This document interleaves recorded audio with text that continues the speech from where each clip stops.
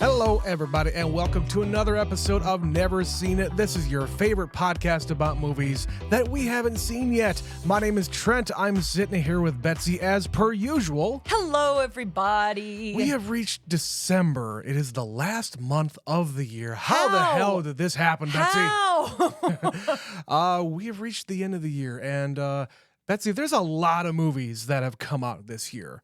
I don't know if you knew this. Movies kept on coming out this year. I did notice a few were released. That yes. we haven't seen that yet. we haven't seen yet. People we know keep doing these year-end synopses. Like, what are your 10 favorite movies? And I'm like, we've seen about 3.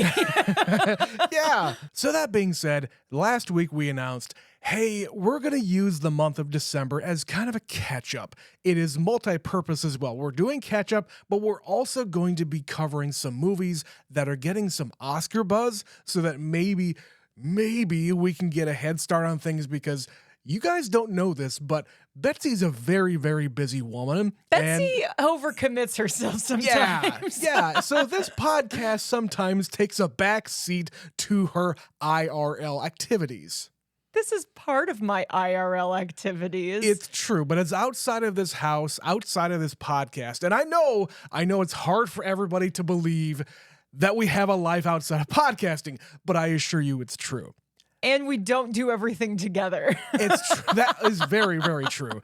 So with that, today we're going to be covering a movie that came out this year. Most of these movies, if not all of them this month, are this year movies.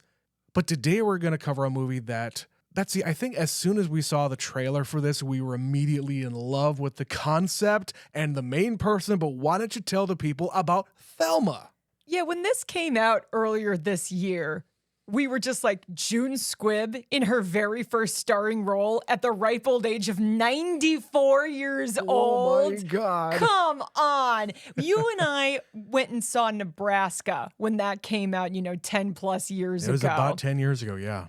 And I think that was the first time we had really seen June Squibb in anything. And she got Definitely nominated for Best Supporting Actress for that. Well and deserved. Rightly so, because she is a fucking national treasure. She's a feisty old broad, and I will say this on behalf of Betsy, we love feisty old broads. We do. We definitely do. So ever since then, we were like, yes, more June Squibb.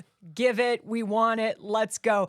And then we find out she is starring in a movie called Thelma, where she is a little old woman who gets conned and then takes it upon herself to go after the con men. And that's enough. I'm on board. Then to find out it's an amazing movie. And there is a contingent of people where they're like, wouldn't it be awesome if she got nominated for an Oscar for this? Like lead actress, that would be amazing. Honest to God, that would be spectacular. And I haven't even watched the movie. I know. And in a year where I don't know what the fuck the Oscars are going to look like, if we're right on this one, throw out everything. Year made. Year made. We did it. So what else do you know about the movie? Or should we just go and watch it? I don't know anybody else who's in it. Nope. I just know what I said. She is a woman who gets conned. Yeah. And it's a relatively small amount in the grand scheme of things, but she's got her principles and she goes after these con men. Fantastic. All right, well, we're going to go and watch Thelma. We will be right back.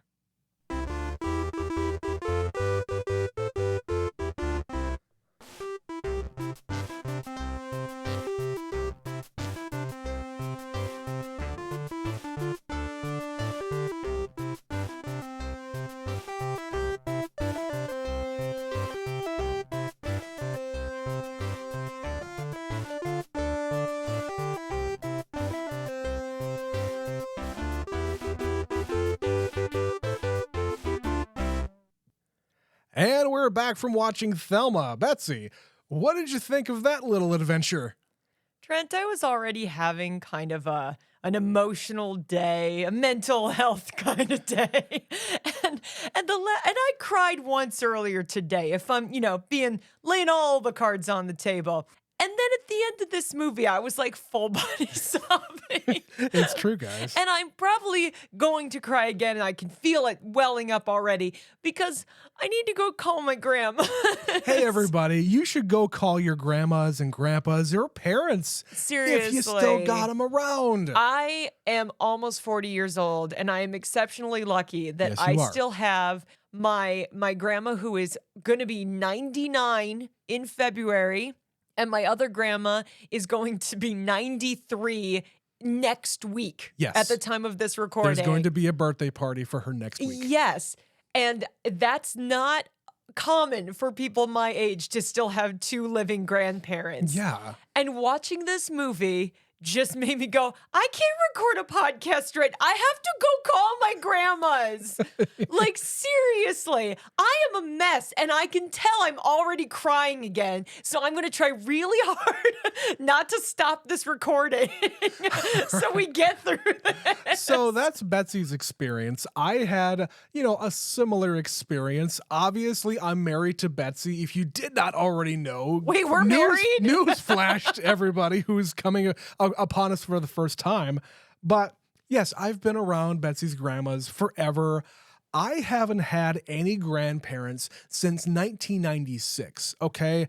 I was born to parents who were turning 37 at the time I was born. So I was already at a disadvantage when it comes to, having grandparents in your life. Well, your grandpa was born in like the 19-teens, wasn't he? Because he was also older when your parents were already born. He was 86 when he died in 1996. Yeah.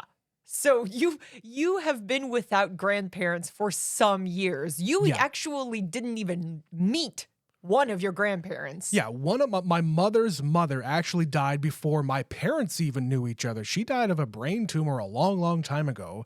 My mom's father died in, I think, 89. He was out shoveling the snow. He came back inside still wearing his coat, and he had a stroke sitting in the chair, just all of a sudden by himself. My dad's mom died in 93 of cancer, and my dad's dad died in 96 from a number of different things, mainly liver disease. But of course, that all being said, I am an only child. I have two semi-elderly parents already. My parents were born in 46 and 47, so they're approaching 80 already. So while you're kind of picturing your grandparents, I'm kind of picturing my own mother in this case. There were also times in this movie I was definitely thinking of your parents and kind of all parents of millennials, where they might not be quite as old as June Squibb's character in this movie, but there's things about living in this modern world with modern technology and how we have had as millennials to teach them like media literacy and learning how not to get scammed. Yeah, we've covered this before where, like you said, we have had to, over the years, give our parents just enough to get by. Like, we didn't have a computer in the house with internet until I was in high school, probably 2001, 2002. And even then, my dad would not touch a computer. He thought if he did anything, he was going to get a virus, or he didn't want to have anything to do with it. My mother was a little bit better. She would do her banking. She would look up recipes. She would do the very, very basic things. But as they've gotten older, my dad has started to use an iPad. My mother uses an iPad. My mom uses an iPhone, for God's sakes. Yeah, my mom has a smartphone. Yeah. My dad still pecks the computer. Both of our dads they have cell phones, but it's the fucking the flip phones. The one flip phone they still sell in the Verizon store. Yes, that's our fathers. Yes, they're not really interested in going down this rabbit hole of technology. But I have gotten calls from my mother on multiple occasions where it is this exact scenario where people are trying to scam them. It's not a phone call per se, but it's emails. It is probably even like text message stuff too. That's really prevalent right now. And stuff through Facebook, like if other people they know clicked a link and then it starts sending to them, you have to teach them, don't click the link. Just because it looks like it's from your friend doesn't mean it's from your friend. There's also the prevalence of people creating other accounts, Duping them. duping the accounts that are already there, having the older folks accept the thing, and then just getting them into whatever. And you just have to tell them, no, your cousin Mary isn't adding you as a friend already.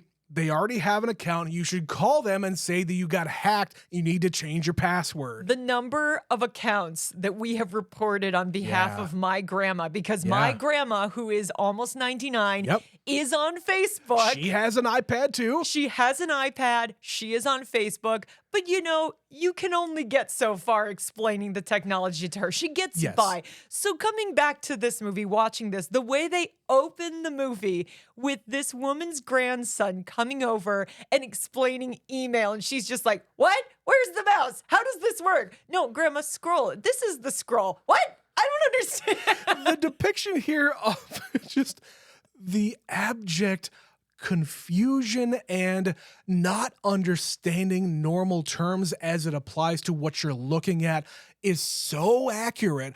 My mind is blown. And all of the ways that they tie that into the plot later on, I'm like, fucking yes. When he's on the phone coming to the rescue of the grandson, he is walking through, okay, what did we talk about before? Find the X. No, you don't have to sign up for the thing in order to do the thing. You just have to hit the X. It's just trying to get you to buy something. I have to buy something in order to transfer money? And it might not be a red X. It's just look for the X. Remember, we talked about this. I'm in. Like it's a fucking hacker movie. Oh my God. We have so many things to talk about here. So first of all, I just want to say right out the gate, before I get any further here, Betsy, someone stole our floor. Genuinely, that is the same parquet floor that she has in her apartment. The wood parquet floor. I'm not lying to you guys.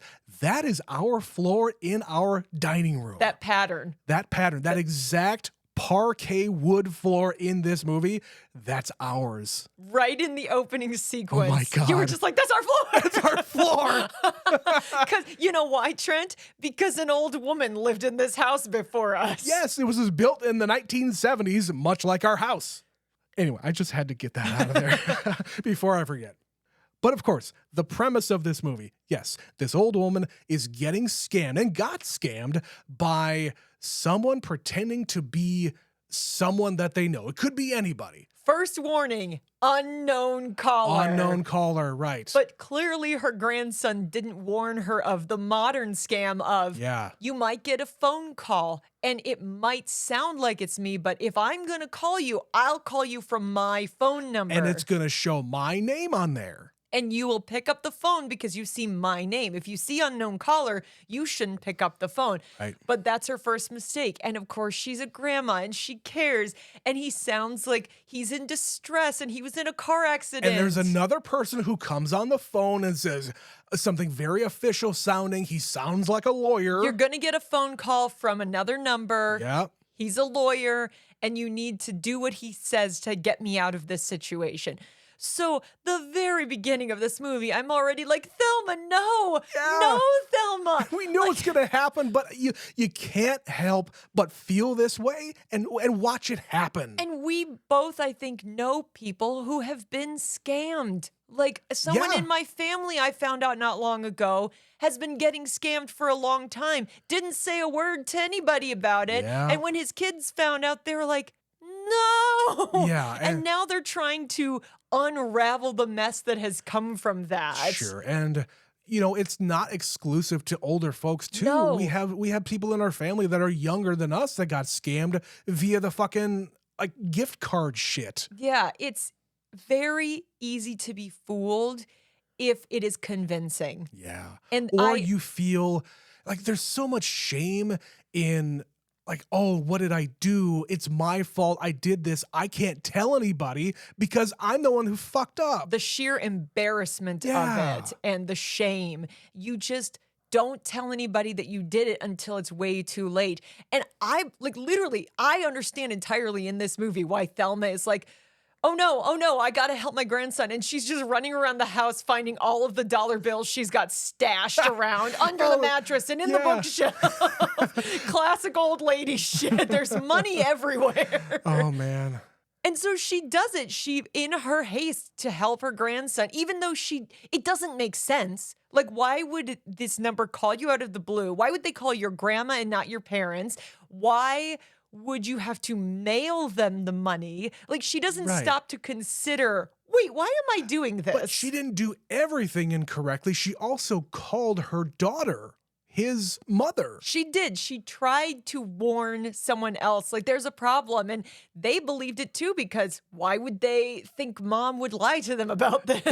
Except the dad. The dad said anyway that, I wouldn't get scammed. I wouldn't get fooled. Dude. You think?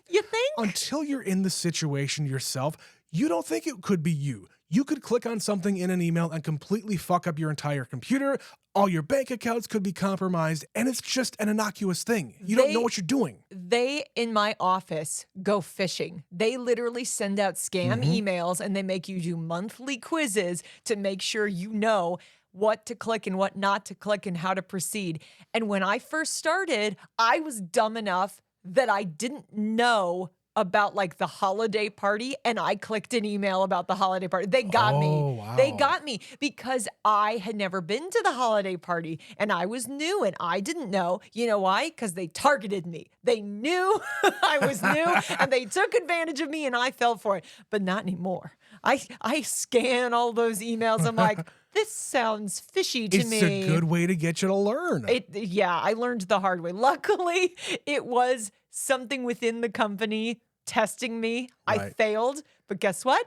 I know I made a mistake. I'm shaking my finger. And you learn. And I don't do it anymore. And the number of phishing emails I report, I click that little button and they go, good job, you did it. Like there's a little pop-up that's like, you detected a phishing scam. But yeah, that shit, like, it's really easy, especially now with all these like deep fakes and phone numbers. I literally, right before we came down to record this, I had a voicemail on my phone that was like a robot message saying something about my social security claim, something or other. I'm like, oh, good. I should really call this number and give them all my information.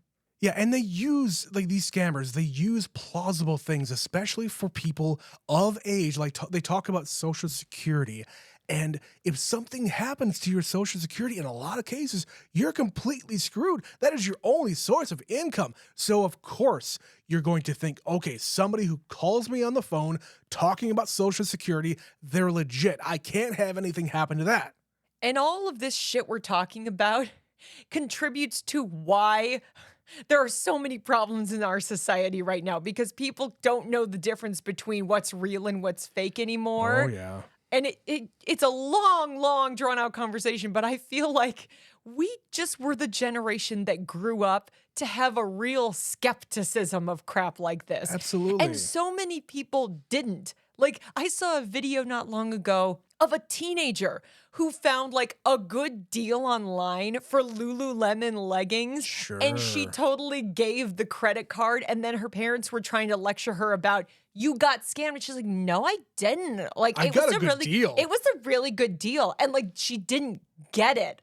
I'm not even saying it's exclusive to elderly people. No. It's just they're an easy mark because they're the most likely to not understand the technology. We had to be hyper vigilant. And I know it is an old trope about how our parents told us, don't talk to strangers on the internet, don't click on stuff on the internet, you don't know what's on the internet, and blah, blah, blah.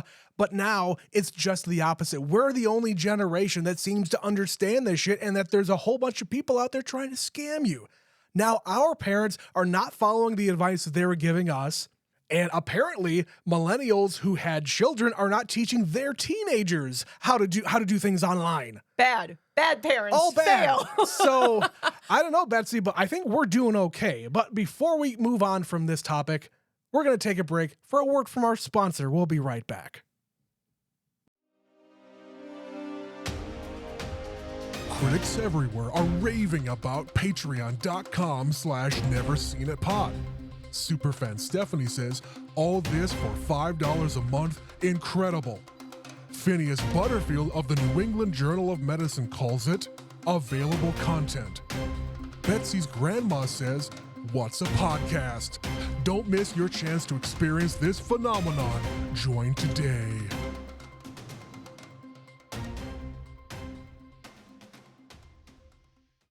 So it goes without saying that the premise of this movie is sound.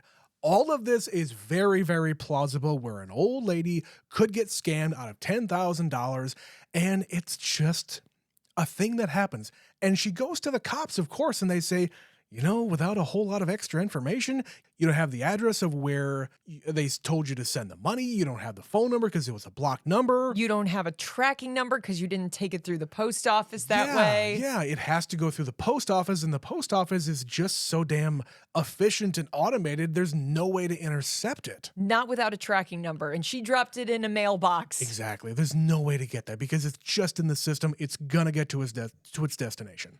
But Betsy, what I did not expect to happen in this movie is for it to turn into some faux Mission Impossible spy movie shit. Oh my God. I'm obsessed. My God. I am obsessed. She overhears her family after this incident saying, well, maybe it's time Grandma needs to not live by herself. Yeah. And she is so like my grandma, my dad's mom, where she just doesn't want people to fuss over her, and she lives by herself. I and can take care of myself. Yeah, I don't need help. Doesn't need help, and she won't wear the life alert things because, quote, those are for old people. Yep. So those things I so see my own grandma in.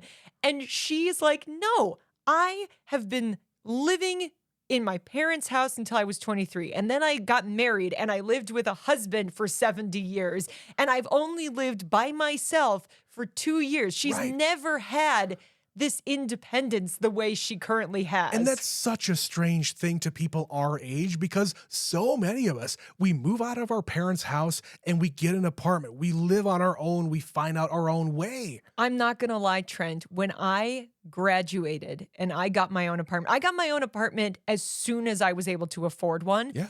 Because I remember how my own grandma was after Grandpa died. Because she was like this. She had never lived alone, ever. She was 80 years old almost, and she had never lived by herself. So she had a really, really hard time. And the lesson I took away from that was I want to spend at least a little time living on my own so that when I get to be a little old woman, it doesn't scare me as much the way it scared her. So yeah, Thelma is actually getting used to it, and she's enjoying this time by herself. Yeah, she still misses her husband. She misses the camaraderie and friendship and everything else. But she's not ready to move into like an old folks home. Right. She's enjoying herself. She's trying new things. In this conversation on the bench they have, she said, I tried sushi for the first time. It was great. That's the shit that you would do. You would try a bunch of shit that I wouldn't like. When you're not around anymore and I'm all alone, yeah, I'm going to do some stuff that just I haven't done yet. By the way, that's fully going to happen. I'm going to die before Betsy does. That's a guarantee. Oh, God. I don't like thinking about it, but, we know how genetics works. I don't have people in their 90s in my family. Well, you have a bunch of people in their 90s. Women. We have women. Yeah. They don't outright say it in this movie, but they hint at it at this place that the Richard Roundtree character is living. Ben. He is doing Annie. They're doing a musical, and he got cast as Daddy Warbucks, not because he's right for the part, but because there's never enough men. And do you know why there's not enough men? Because women just live longer. Because statistically, they die first. It is very unusual for husbands to outlive their wives, and most husbands get remarried because they just can't live alone. They can't. They addressed that here. He said, yeah, my wife did all the cleaning. She made all the meals. I need help. I need people around me. You don't. No. So Thelma overhears the conversation and says, no, I'm still a useful member of society. I still can be independent. I do not need my family, and I'm going to do this by myself. But first, I'm going to try to call a friend and recruit them into this scheme. Oh, my God, Trent. Oh, my God. All my friends are dead. Oh, my friends are dead. The sequence of her going through her phone book and realizing that everyone has either died or moved completely to, like, where they're a snowbird or something. They do Yeah. not live here anymore. And she's coming to the realization that there's just not a lot of her friends left. She can only think of like 2 people in her neighborhood. And it used to be groups. She says, I used to be a part of like 4 lunch groups and we'd Right. meet all the time. Yeah. And now the only one is a hunchback and I can't be seen in public with her. Yeah, like my folks, again, they're in their late 70s. Recently, within the past, what is it, like been 5 years or so? Maybe even more Less than than. that. Well, something like that. They sold their house. I convinced them, okay, the development near where they're living, they're going to be buying up all this land. Why don't you get out of your house now and move into this? It's not an assisted living. It's not a nursing home. It is a senior living center. It's senior apartments. Yeah, it's people over 55. It's cheap living. You have to qualify for it. You basically have to be only on Social Security or maybe a little bit higher than that. They have income limits. So that's their living situation right now. They have their own apartment. It's a 2-bedroom, 1-bathroom place. They have a community room. They have workout places. They have all the stuff that you would really need. Bingo night, bridge night. They have all sorts of different potlucks. They have a community room and community events. It's pretty cool, and they're having a great time over there. They have told me, my dad was very much against it when I first suggested it. But in subsequent years, he has come around. He has said, this is the best thing that we could have done. Thank you. He was a proud guy who didn't want to give up the things he had worked for. I worked hard for this house. I paid this fucking house off. I'm not gonna get out of here. It's that same voice that Thelma has where I don't need your help. I did it on my own. Right. And sometimes that's an okay voice to listen to. And sometimes maybe it's not. Like, it is somewhat ill-advised that Thelma decides to go after the scammers by herself, and she only gets a partner because she can't get there alone when she finds out all her friends are dead. I can't drive anymore. So I don't have a car. She tries to steal Richard Roundtree's scooter. Even right there, that sentence is so fucking funny. And the escape when she's like, let me just test drive it. And then the 2 of them are chasing each other through an old folks' home on scooters. And she crashes into him. The way they film this is like it's a goddamn race car. It's a getaway. Yeah. It's a getaway scene. And she's got to push the button and get out before he catches up. The bad guy's after you. They're playing chicken with each other. Come on. Come on. Oh, obsessed. Going back to the way this movie is shot and the music, the score of this movie is just insane. It's so like do.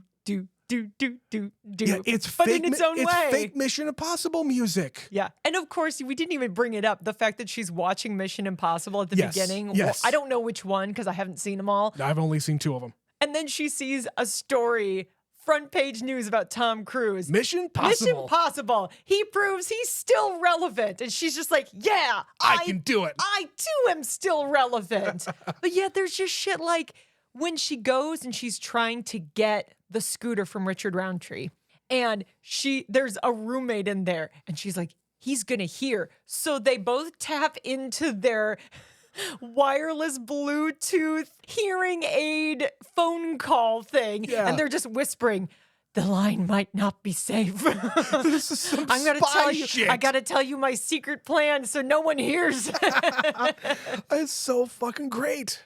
And they keep upping the ante from there. Like they go and visit a friend because she's got a gun. Right, we need access to a gun. We need a gun, and you distract her while I go and get the gun. Yeah, and the way, again, they put this together, it's just him down there trying to make small talk. And very small, listing fruits. Very, very small. And this woman in this house, it's really sad.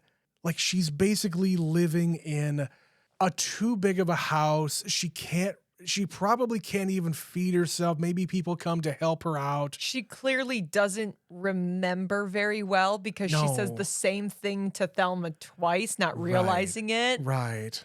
Yeah, that's sometimes what happens. And it's better that your family be aware of it, and not all families are. Yeah, because a lot of times, like I have people in my family with dementia, and thankfully, the people who have it, their spouses are still around. They're still there and they're still very lucid. Someone can take care of them. But if it's this situation and you only visit every so often, you're not going to know this is happening because you don't need the memory, the short-term memory to realize, oh, you're here. I'm going to be the entertainer. I'm going to talk with my family who's coming to visit me. Not knowing that if you go upstairs for 10 minutes to roll around on a bed, Mission Impossible Mission style. Impossible style, that when you come back down, you're not going to remember that she was there. She literally dropped a gun and it went And off. it went off in the house. And none of the old people downstairs heard it or my noticed. They are really good at finding that balance of it's sad to be old and also it's funny It's to be very old. silly.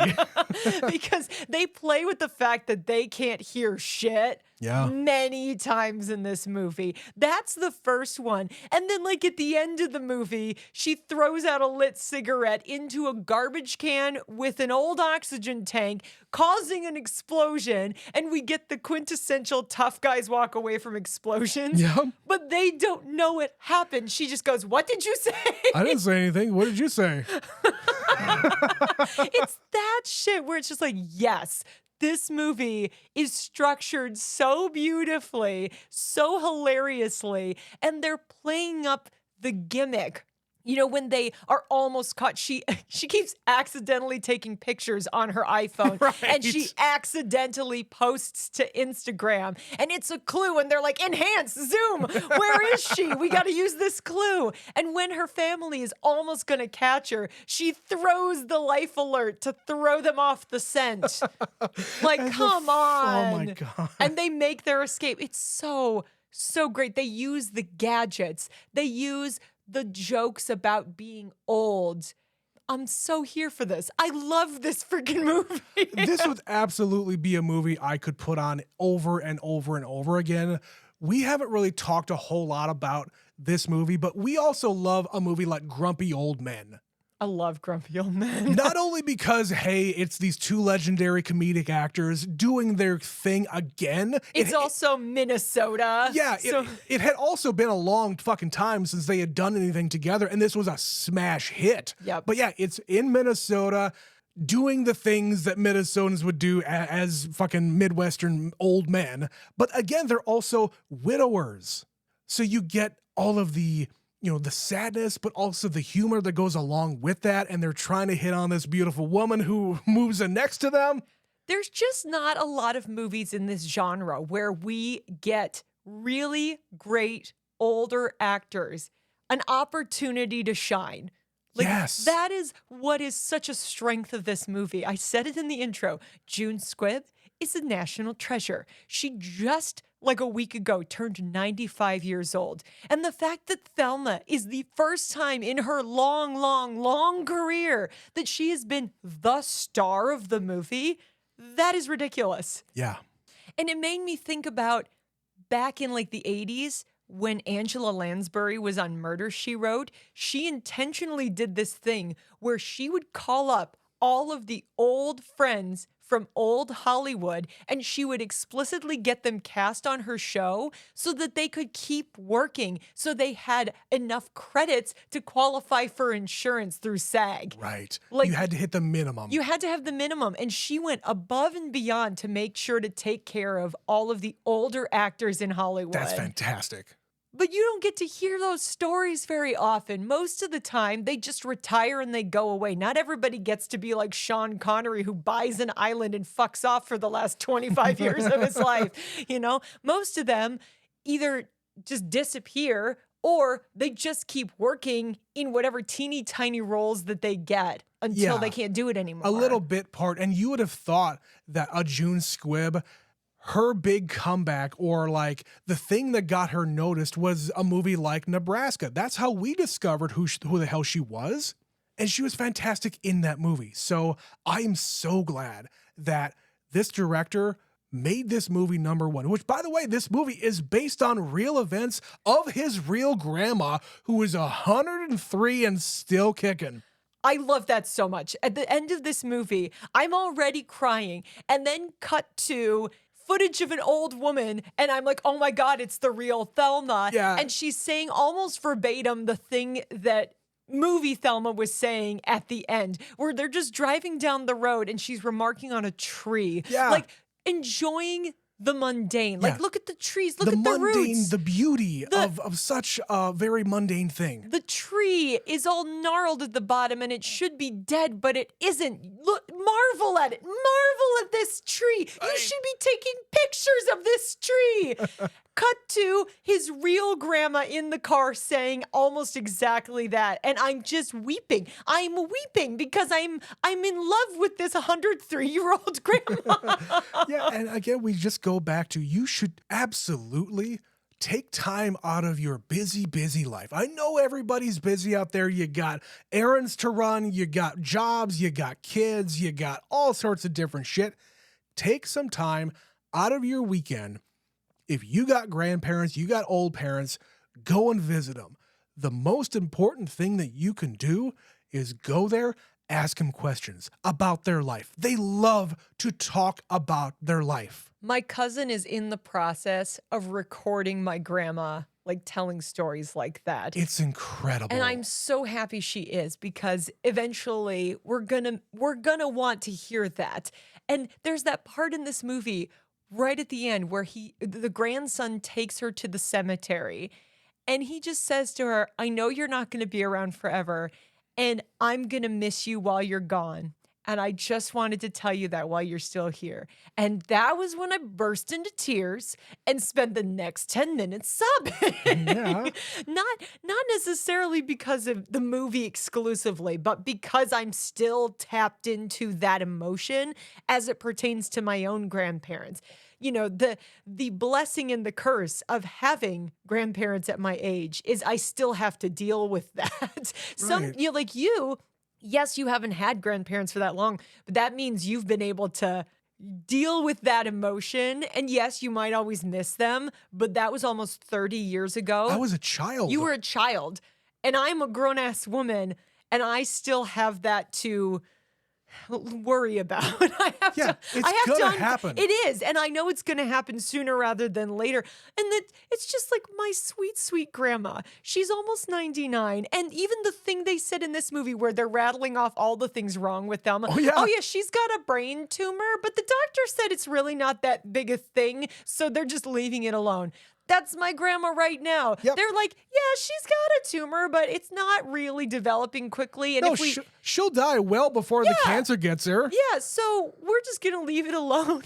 And like when they told her that, my grandma was like, they're gonna make me do treatment. And my mom said, no, They're not gonna make you do anything. In fact, they'll probably insist you don't do anything. Right, the treatment will kill you faster. My grandma is literally apologizing for living. She's like, I'm sorry I'm living so long. Yes. It's like, no, all of these things are the wrong things to feel and say, but you're such a sweet old woman and I love you. They said it in the movie, quote, I didn't expect to get so old. Yes. Not everybody plans on living into their 90s. Most people figure they'll make it to 80, and that's pretty good. 85 if you're lucky. Yeah. Because when they were kids, nobody around them lived that long. No, some of their parents died at like 40, Totally. 45. Totally. How old was your grandma that would have died, 20 years before you were born? I honestly do not know. Because she had 5 kids, and the oldest was, I think, maybe right out of high school. When she died. So I think maybe in her 50s. Yeah. Yeah. But young for someone to die. Definitely. And yeah, I know they're saying, life expectancy is going up, but that's, a genetic crapshoot. The doctors can only do so much to keep you around. Right. The rest is all good genes. But to bring it back to our kind of generation here, at least the younger generations, I want to talk about the grandson and the parents of the grandson here. Now, I've always been this kid. I've always been the guy to come over, help set up a computer, help fix a computer, get rid of a virus, set up a brand new computer, teach them how to use something. I've always been this person. So I can identify with this guy, but at the same time, there's a subtext here. There's a B plot involving the grandson and the parents of the grandson, whereby, okay, he doesn't really have anything going on.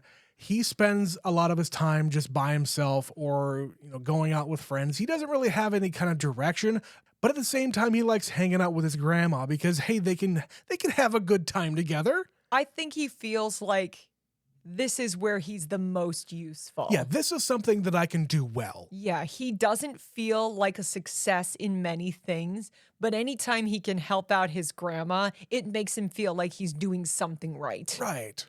And the one time where, he's telling himself, I fucked up. I lost grandma. He is just completely beside himself and he's angry at himself for doing this. And this is also where the other kind of storyline here of the parents are just impossible.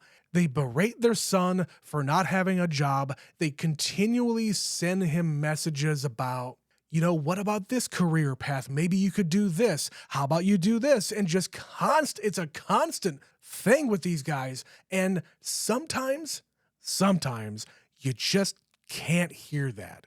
None of that really helps. They're kind of doing it both ways. Like they're at the age where you start parenting your parents, but they've kind of left that to their son. So he's sort of parenting grandma. Yeah. Where they're sort of not. Their solution is maybe she shouldn't live by herself. His solution is, no, she's doing fine. You just need to go there more often. You need to trust her and maybe just check in on her more. And he feels like he has to do it because they aren't. Right. Like they don't spell it out. But it seems like these two are busy professionals. Right. Like she might be a therapist or something because her phone was on her desk, but she did not answer it. He was in like a big important meeting and he did not answer it. Mm-hmm. And it takes them a long time to actually respond to a phone call. And I have a standing policy. If my grandma calls, that is the one time I drop what I'm doing. I pick up the phone. You're in a meeting. You're in some kind What's of thing. wrong? The Tell me. podcast. we're recording a podcast. Yeah. Guess what? We're hitting pause and we are going to take care of that. We got to make sure what's going on with grandma is okay. And it's happened. Like same thing with my own parents. If my mother calls me for anything, guess what? I'm going to answer. Yeah. But yeah, I don't think his parents are bad per se. No. I just think that they're not doing enough listening. And they're just doing too much parenting, like of their own parents and of their son. And they're just offering solutions and not getting to the root of the problem. Yeah, they want to basically put a Band-Aid on the whole situation and put her in assisted living, put her in a nursing home, put her in something where they can just literally throw money at it and we don't have to worry about it because we can't be bothered to worry about my mother. Instead of asking her to her face what she wants. Right. What do you feel comfortable with? Do you want your grandson to come over more? Do you want me to come over more? Do you want to come over here? Do you feel like you can live by yourself still? Or do you feel like it's time? Yeah, you can actually have a conversation like that. And, me being 40 right now, I've had these conversations with my parents. I am the executor of their will because, hey, I'm the only child. It's a strange thing to have these conversations with your own parents and to know what their end of life wishes are. But I have to. You have to be an adult and deal with that stuff. It's weird, but you got to do it. They're necessary conversations. Yes. Once you cross a certain age. If you don't, then you're going to kick yourself later when it happens, and it's going to happen. Which is why so many people have those books, When I Die, and it's just, okay, you don't want to talk about it? I have written it down for you. Here you go. Again, take care of your stuff right now because you don't want to have all of your family members, your spouse, your kids, whoever, you don't want to have those people scrambling around trying to figure this out while they're grieving you. Or worse, fighting. Because that happens in some families. It does, unfortunately. But all right, I think I wanted to go over just a few select things, but Betsy, what have you got first? Yeah, it's just a number of moments that tickled me pink. Like at the beginning when she's giving her grandson a bunch of random crap because she doesn't want it anymore. Yes. Do you want this marble? I've got lots I've of got them. so many How about of this them. jar of pretzels? I can't eat them anymore. Like my grandmas do that. Like absolutely. When my grandma was moving out of her apartment, she's like, "Do you want this? Do you want this?" My other grandma is starting to do it, and she's just like, "Yeah, just whatever you want, take it." It's the downsizing time. When my folks were moving out of their house, they sold their house. We had a garage sale over at our house, and I had a standing order. If there's anything that they're selling, if I wanted it, I could just have it. You got first dibs, basically. Yeah. I also love the running gag in the movie, how she's like, "Wait, I think I know that person." Right. And then this old lady and herself just keep trying to figure out how they know each other. Yeah, and in the movie, the camera is just like rolling around them, going in a circle in this weird dramatic thing. Yeah, did you go to this church? Did you go to this school? Do you know this person? Do you know this person? Well, maybe we don't know each other. Isn't that funny? His name's Doug, too. There's 2 Dougs. How about that? Literally, it's just wasting their own time. And then they're like, "Okay, well, I guess we don't know each other. Have a nice day. Have a wonderful day. And then she does it again, and it's actually somebody she I knows. know that woman. I think I know her. Thelma? It's like, oh my God, finally. And then that woman picks her up and they take her to the place. And then did you also notice the woman just drove up onto the curb? She's not a good driver in her boat, of an Oldsmobile. Oh my God. If there's anything that I would promote, and this is maybe antithetical to what we've been saying before, older people need to be tested more often as far as driving is concerned. There needs to be a fucking cutoff for that shit. You're not going to say that all old people should have their licenses revoked. Nope. I think it very much depends on the person. But I also think a 90-pound, 85-year-old woman should not be driving a 2-ton vehicle. Like an Oldsmobile? Seriously? Could we get you a nice little Kia or something? We have an age limit as far as how young you can be before you can actually start, and you have to be tested to make sure you know what you're doing. Well, do that in reverse. Do it at, I don't know, 75. That's fair. Because most older people will not give it up easily. Well, yeah, they like the independence. That's what I'm saying. I'm not saying completely give it away, but testing. That's all I'm asking for. If you're hitting the curbs, maybe we should think about the licenses being taken away. Yep. That's all I'm saying here, but move on. Taking it back to what I was just talking about, also the fact that she does it to her son. You remember them. Oh, yeah. Quote, "My father, the 70-year-old man. You know them." Oh, yeah, you met them back at this thing in 92. We went to church with them once in some small town in Minnesota in 1997. You know them. No. Dad, I don't. I do not have the photographic memory of an old man who grew up in nothing but small towns and had to know everybody's fucking name. You get to learn as your parents start playing that game to just agree with whatever they're saying. It's faster that way. Because it's faster than the drawn-out explanation of them trying to place for you how you know this person. And it's always nothing you really cared about, even if you knew the guy. No. Oh, yeah, they got first place in this competition. Okay, good for them. I don't care. The punchline, though, is always, well, anyway, they died. They died. Okay. Why do I care? The funeral was 2 months ago. Okay. If you really thought I cared, you would have told me. I showed a reel of that. There's somebody who does that almost exclusively. And I showed it to my mom, and she was laughing so hard she cried because she sees her own husband in this. Somebody who is around our age plays it up as an older woman doing that exact thing. It's really funny. If you have ever met a boomer. If your parent is a boomer, especially if they live in the Midwest, they play the, oh, you know them game. Mm-hmm. No, Dad, I don't know them. It's a perfect encapsulation of that. And just one small moment when she escapes from the old folks' home and her son goes in to find her and he's yelling grandma and every little old lady goes, yes? What? No, Hello? no, my grandma. No, my grandma. Yeah. Of course, you never call your grandma or grandpa their name. Just like you No. never tell you say your parents' names. And even if you did, the statistical probability there's more than one with that particular name Sure. for the age that they are. Sure. You know, there's not a lot of those old-timey names around anymore. You're right. But if that's all you had, I had a few myself. I loved the kind of running gag of Thelma being very, very curious about things. At the end, when they're charging up the scooter, she has this existential crisis about what is electricity? How does it work? Who thought of this thing? She has this limitless wonder Yes. about how the world works. And at the beginning of the movie, they do it again with the computer. Like, what is a computer? How does it work? What's all in there to make it go? What's the internet? What's email? And the grandson just says, let's come back to that. I don't have time to tell you how a computer works. Never stop being curious, kids. You're right. Never stop. You're right. But don't ask those questions. You can figure it out on your own. Another really sweet moment here is when it's after everybody leaves. She's already given him the money and she's kind of feeling down and she's by herself in her place and she's talking to the photo of her dead husband.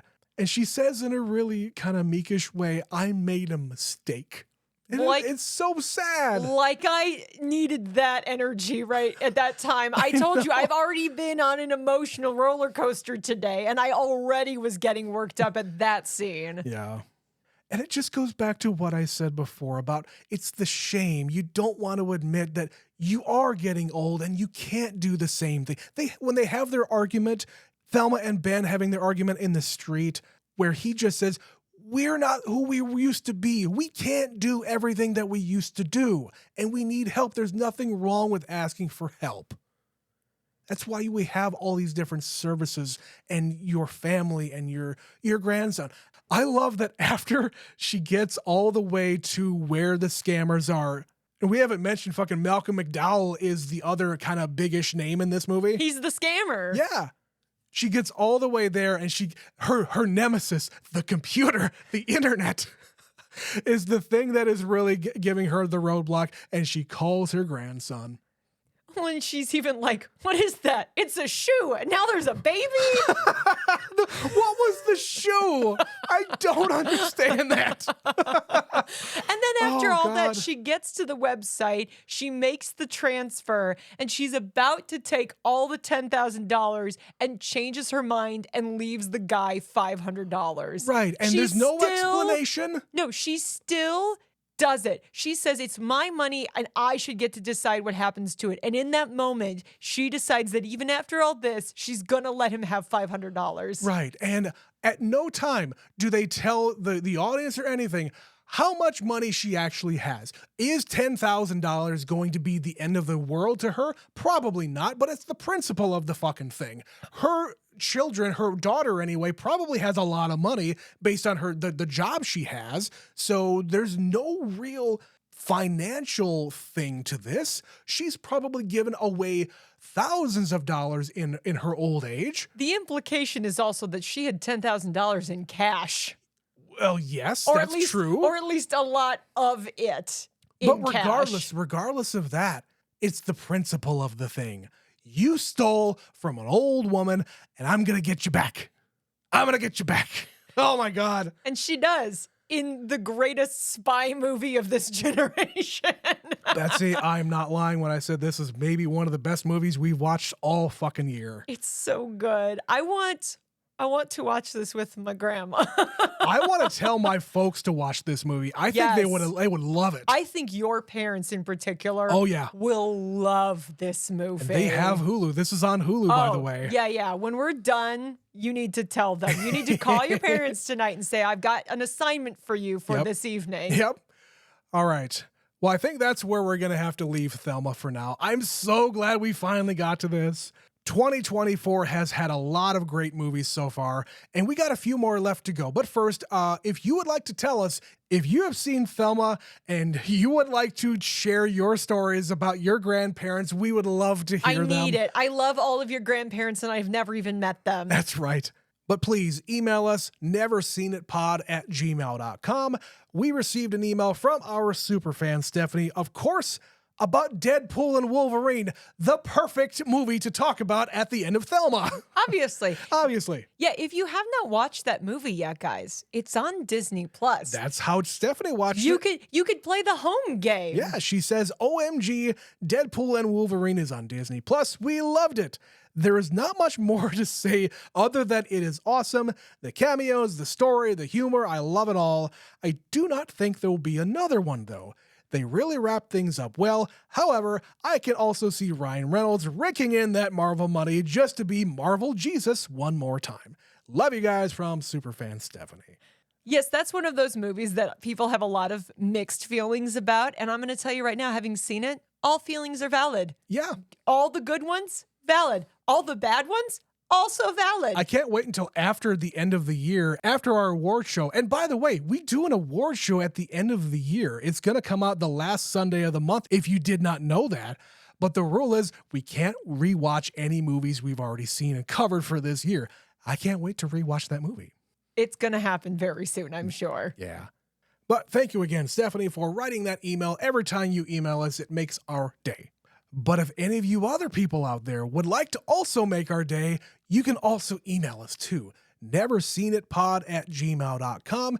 If you don't want to do email, that's also cool. Of course, all the links to all of our social media pages are set in every one of these episode descriptions. Click on the thing, it'll bring up the app on your phone, and follow us over there. Send us messages. Whatever you want to do is cool by us. But if you would really, really like to help us out and get some more content from your favorite podcasters, that being us, by the way, not anybody else. That's us, you and me, Trent. You can go to patreon.com/neverseenitpod, where we have almost an entire year's worth of content over there for your listening enjoyment. We have umpteen different shows over there, a whole bunch of extra content that you're not going to get here on the Never Seen It feed. So go check it out. You will not regret it. But Betsy, that is going to be the end of Thelma. Next week, we are staying in 2024. We're going to do a possible Oscar contender here. What are we doing next week? Well, Trent, next week, we're going to be covering Anora. Anora. It's on everybody's Oscar potential list. It's on the short list, certainly. Definitely. So we're going to go and see Anora in our local theater. So come back next week for another episode of Never Seen It. Until then, my name is Trent. And my name is Betsy. We'll catch you next week. Bye, everybody. Bye-bye.